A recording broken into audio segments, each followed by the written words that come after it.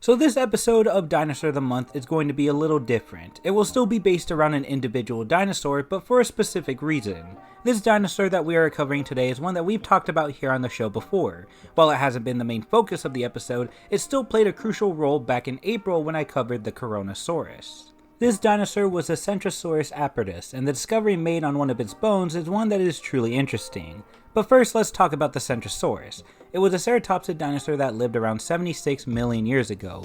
One striking feature that you'll notice on this dinosaur is, unlike certain ceratopsids, Centrosaurus typically had a single large horn atop their nose, with a few smaller ones displayed on their frills. This was common amongst the ceratopsid species Centrosaurines, which obviously Centrosaurus was a part of. It was first discovered in Alberta, Canada along the Red Deer River, and later a massive bed of Centrosaur remains were discovered. After studying the remains of this bed, it's thought to be an estimated total of 14 different bone beds that was now mashed into one large mudstone bed that goes up to almost 4.5 miles.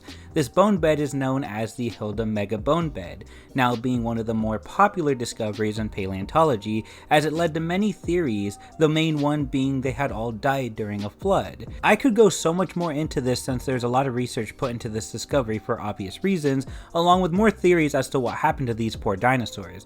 In fact, there's so much more information that I may come back to revisit this event alone in a future Dinosaur of the Month episode. For now, I want to talk about some of the more recent discoveries on this dinosaur.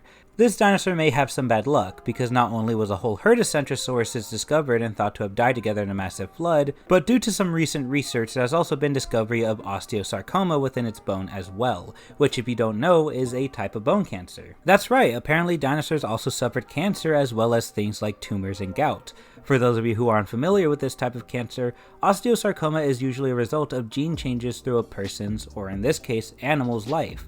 But apparently no one actually knows the exact cause of this disease. What is known is that it begins in the cells that form the bone, and this cancer causes immature bones, which explains the deformed end of the fibula fossil. This discovery was actually overlooked back in 1989 when a fibula of a Centrosaurus was discovered and scientists noticed that it was deformed on one end. Initially it was passed off as a healing fracture, but upon further research using a more modern medical system, it was concluded to be osteosarcoma. These modern techniques in diagnosis were performed on the fossil similar to the way it would be done with a person, and eventually scientists examined a thin section of the fossil under a microscope, which led to the conclusion of bone cancer. And as if it wasn't already bad enough for this poor dinosaur, based on the bone itself, the cancer was thought to be aggressive and at an advanced stage, which undoubtedly would have caused many issues for this individual Centrosaurus.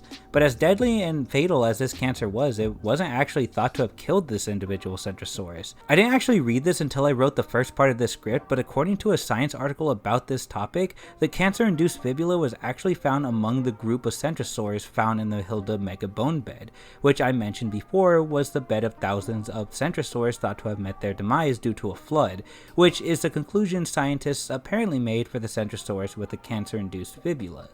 A very interesting and even kind of depressing find, despite the fact that this isn't the first time a discovery like this has been made, but it is considered to be the first cancer diagnosis to a dinosaur at a cellular level, which not only gives us more information in terms of how diseases also affected dinosaurs back in their time, but also gives us new understandings of the origins of these diseases and how they've evolved throughout the years.